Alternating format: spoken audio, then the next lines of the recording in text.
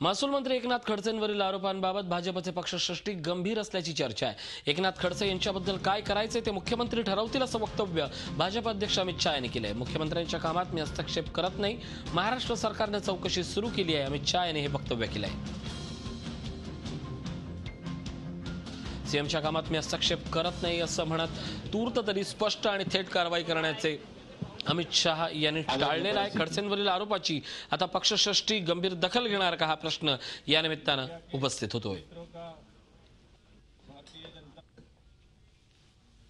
मालूम नहीं गृह मंत्री जी ने प्रोब ऑर्डर की है या नहीं की है, मगर वहां की पुलिस ने कोई प्रोब कर इसका रिजल्ट आपके सामने रखा था।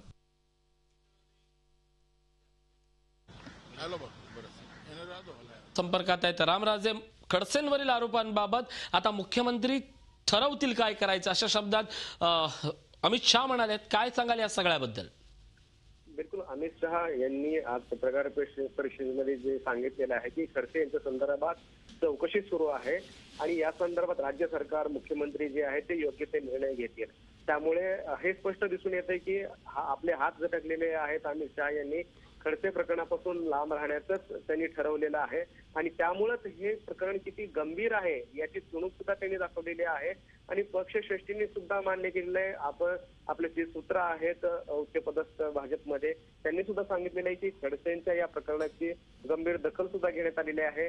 एमआयडीसीचं जे प्रकरण असेल त्याचबरोबर दाऊदच्या संदर्भात संभाषण पण आलेलं आहे, तर या संदर्भात संपूर्ण चौकशी केली जाईल आणि त्यानंतरच योग्य तो निर्णय घेतला जाईल। त्यामुळे केंद्रीय पातळीवर गंभीर दखल घेतली जाते असं म्हणावं लागेल।